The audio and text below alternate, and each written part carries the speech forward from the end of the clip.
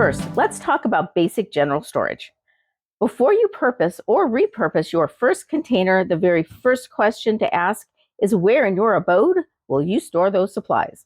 Now, while having a craft room is every crafter's dream, I'm going to guess you're like me and you don't have that option. You might have a shelf in your coat or bedroom closet. Maybe you have a spare bedroom like I do that serves multiple purposes, including storing your craft items. Maybe you have a shelf in your garage. Whatever your situation, let's think outside of the box and come up with some options to create more space than you think you have. Let's take your coat closet. Can you move the coats to folks' bedroom closets, or maybe install coat hooks by your front door to store your coats and convert that into a crafting closet? Even if you can't empty it completely, maybe you can reduce the contents and dedicate half the space for your craft storage. Can you clear a space in your bedroom closet to accommodate storage? How about an empty corner in your bedroom or under your bed? If you do have a spare room or garage, consider getting a shelf unit and adding casters. That way you can move the shelf around and not worry about blocking other items in the area. And don't limit yourself to just one location. Maybe you can't move anything out of your coat or bedroom closet, but have room on the shelves in both. Another thing to consider is actually where you do your crafting. While my supplies are stored in my spare bedroom, I do my crafting in the living room, which is at the opposite end of my apartment. That is why I store my most used supplies in the living room. Above all, your supplies need to be accessible. They need to be in a location that facilitates putting them away when you're finished, but more importantly, their location should not be a barrier to you crafting. So once you've identified your location, you now need to decide on your main containers. Now, before you grab the largest plastic bin to fill the space, let's think about a few things. Firstly, you want to make sure you use as much of the storage real estate as possible. This may mean that 2 smaller containers will provide more storage than 1 larger one. Also, think about how much weight you can lift onto that shelf. A larger container may end up weighing more than you want to handle. So plastic bins versus cardboard boxes. Plastic bins are going to be the sturdier option, and clear ones allow you to see the contents. However, the bottoms often are not flat and the edges rounded, which can make standing items upright inside difficult. Also, they have sloped sides, so the container is wider at the top than at the bottom, which essentially results in loss of storage space. And although you can find reasonably priced containers at Walmart, they'll still set you back a few bucks. An important advantage with plastic, however, is that it is waterproof. So if you're going to place these on the floor of your garage or basement, definitely use plastic. Cardboard, on the other hand, is less expensive than plastic and might even be free. And while not as sturdy as plastic, it still will serve you for many years. They have flat bottoms and straight sides, making them much easier to organize the contents. While I do have plastic storage bins for certain items, my storage container of choice are cardboard banker boxes. You can pick these up at your local office supply store, and for about the price of 1 plastic bin, you can get 6 banker's boxes. For a bit more money, I picked up these patterned ones at Walmart. A bit more expensive than the plain ones, but I do like the improved look. I'm a huge proponent of reusing materials, so before you go out and buy storage containers, think about what you might already have that will fit the bill. Maybe you relocate items currently stored in plastic bins into cardboard boxes, or make use of those 101 Amazon boxes you received over the holidays. And contact paper from Dollar Tree is a great way to improve the look of the cardboard boxes. You may not even need to cover the entire thing. Just the front might do the trick. So take some time to identify the area or areas that you can use for craft storage, and consider both the size and type of larger container that you need. So the first thing you want to do is consider the items that you use frequently, like almost every time you craft, because you're going to want to keep those items together and convenient. Those items are going to include things such as your hot glue gun, scissors and other cutters, Mod Podge, E6000 and other adhesives, sandpaper, scraper, and even Q-tips and toothpicks. And here's a hint. These old pill bottles make a great container for these items, and you don't have to have separate bottles for each. You can put them together in one. Now, for organizing these tools, I love a caddy. They keep everything nice and organized, and you can move them from place to place. I used this smaller caddy from the Dollar Tree for quite some time, but I have outgrown it. So I recently picked up this larger caddy at Target and I love it. So one thing I am going to do is I'm going to purchase a Lazy Susan so that I can set this on that Lazy Susan and spin it around to access whatever I need quickly and easily. Now, your less frequently used tools, such as heat guns or blow dryer, things like that, those can stay in a separate box and don't need to be as convenient to your workspace. And if you have specialty tools for specific types of projects like jewelry making or resin work, you'll want to keep those items together as well. And I really, really love these makeup boxes from the Dollar Tree. I just found these recently. Based on the colors, I'm thinking they're a spring thing. So if you're interested, you should pop over there and get them. They also have pencil boxes pretty much year round, although when I was there, I couldn't find any for whatever reason. But their pencil boxes also would be a good option. These are just a little bit bigger, which is why I like them better. I also love these deli meat containers. Even a smaller cardboard box from a shipment that you received would work perfectly fine. I do not recommend the McCormick containers from the Dollar Tree, nor do I recommend their little clear boxes with the handles that pop up and lock the lid on. The McCormick lids do not stay on, period, which I'm really disappointed about because I bought a whole plethora of them in all their different sizes. And then the other ones that where the handles pop up, they just fall off. So the lid does not stay secure. So I do not recommend either of those things from the Dollar Tree. When you're choosing your smaller containers to put into a larger box, you also want to make sure that you try and choose containers that are square or rectangular rather than round. That round container is going to take up the same amount of space, but it's not going to give you as much actual storage space as a square or rectangular box. Now, one storage option that I actually really, really love are these carts with the drawers in them. Now, they're a bit pricey, but they are a great way to organize, especially tools that are specific to a particular type of project or to keep similar tools in a singular location. But they also come on casters, which makes it a bit easier for storage because you can move them from place to place. You can tuck them in a corner and then pull them out when you need them. So let's talk paint. These 2-ounce bottles of acrylic paint are what are most commonly used for most general crafters. So a shoebox or similar bin is a pretty good option. This is a Sterilite box, and it's a bit larger than the standard shoebox that you get at the Dollar Tree. The standard shoebox at the Dollar Tree is just slightly shorter, and so when you put your bottles in, the lid does not fit. These Sterilite containers, the lid will fit on them. The challenge with actually both these types of bins is the paint can get very heavy, and so you end up with a somewhat flimsy container holding some heavy paint.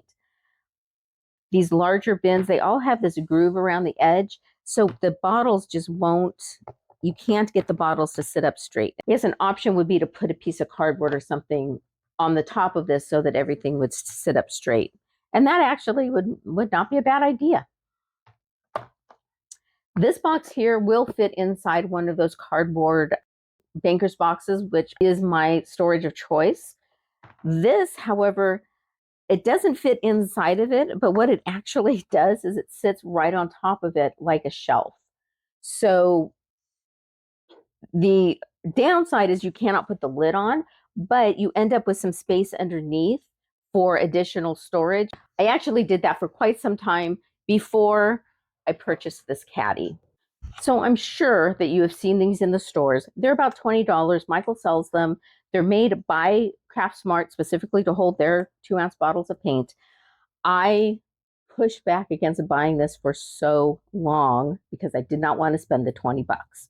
However, I'm super glad that I did. It has a relatively small footprint. It holds 48 bottles of paint. It spins super easily. You can move it, although the bottom falls out, so you have to hold it from the bottom, which you kind of want to do anyway because it is super heavy. So if you've got the money to spend on the caddy and you do have a lot of paint, I really, really do recommend this caddy. So if you have paint, you've got paintbrushes. So I, for a long time, stored my paintbrushes in this metal cylinder. It was fine, but the problem was I always had to dump my brushes out to find my other brushes, or just to find a very specific type of brush that I was looking for. Now, Dollar Tree has a similar item, but it telescopes, so it can be adjusted to fit the actual size of your brush. My storage of choice, honestly, is the Dollar Tree Caddy. I love how I can see all of my different brushes. If I'm looking for a specific type of brush or a specific angle, specific width, I can grab it very easily because I can see everything that I have available. So the downside of this is it really has to stay out all of the time, and you might have an issue with the brushes getting dusty. So an alternative would be to store your brushes inside the plastic Dollar Tree holder and then just take this out when you're actually crafting. This thing comes apart very easily, stores practically flat. So that definitely would be an option. So in addition to your standard paint brushes, you're also going to have other brushes, sponge brushes. I have got all kinds of different items that I use to just give different types of textures to the paint.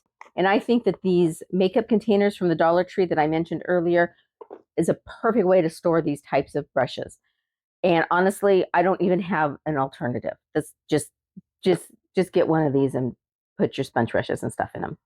Not everyone has the same storage needs or available space, but I hope gave you some ideas to strategically store your crafting tools. If so for me, I think a great place to start when organizing your supplies is to separate them between holiday and season specific and more generic items. And if you have a lot for a specific season or holiday, I'm talking to you, Christmas, you're going to want that in its own separate box. I have one large box for my Christmas items, plus one banker's box for winter and spring and holidays there, and a second banker's box for fall and those holidays. From there, depending on the quantity of your supplies, your generic supplies may fit in one box. If not, you'll want to take some time to separate them, maybe larger and smaller items, or if you use a lot of one particular type of item, such as wood frames, they may have their own box and everything else in another box. So one thing that I have a lot of is wood pieces, frames, wood signs, things like that. And I organize them just simply in their own box. I have some smaller pieces that I have tucked away in a corner of that box, but I actually don't do much organizing beyond that. Now, one thing that I do organize are my small wood blocks that you get at the Dollar Tree. And I have put mine in this metal canister. I mentioned the metal canister that I used to keep my paintbrushes in, and this is that container. So I've now repurposed it to use my Jenga blocks because I use these a lot. So I actually keep these with my frequently used crafting tools. I'm going to talk specifically about beads, but this really would apply to any type of an embellishment that you particularly have a lot of. For my beads, I have them organized in a couple of different containers. So these beads here, these are bead strings, and I love to buy these bead garlands and then take them apart. But I also like them as garland, so I don't automatically, as soon as I buy them, take them away. So that's what's in here. These are garlands. These containers are from the Dollar Tree, and I love, love, love them. I love the size, and I love the fact that it's a screw on top, because if you have a snap-on lid and that lid falls off and you've got beads in that container, it's a mess. Are you kidding me, really? These little containers here, these are really more seasonal specific. I bought these containers at Michael's, and you can see that they snap on really, really well. These lids stay on really, really well. Similar boxes at the Dollar Tree, the handles flop off and they don't work at all. So you may actually want to even separate further and separate by size. I have two different sizes in this container. I have my smaller ones in a Ziploc bag, and then underneath are the larger ones. I certainly could have used two separate containers, but doing it this way saves space. Another supply you may need help organizing is ribbon. Now, for me personally, I don't have a whole ton of ribbon.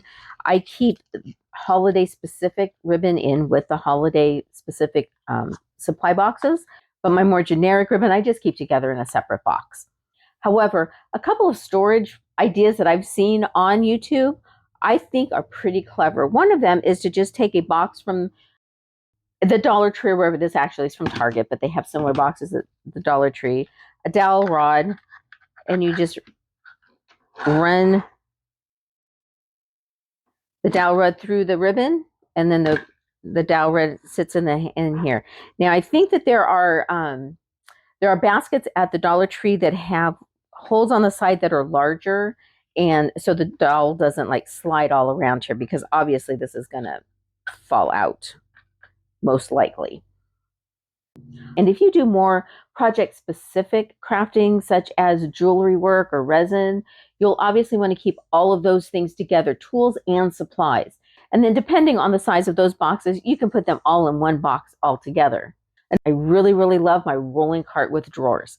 They are a bit pricey, but if they're in your budget, I highly recommend them. They make organizing your tools and your supplies so much easier, and they're on rollers. So you can store them kind of in a corner and pull them out when you need them and move them around so they're not in the way of other things in the room.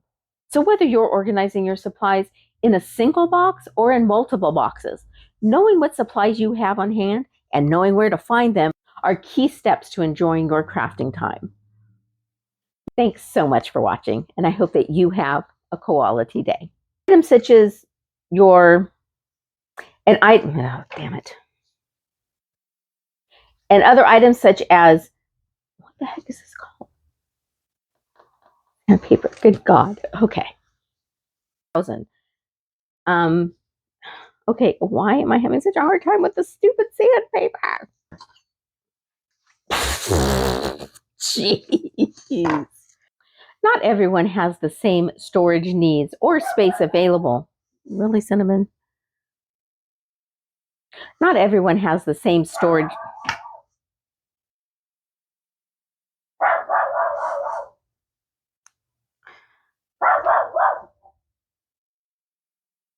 Gardeners are here.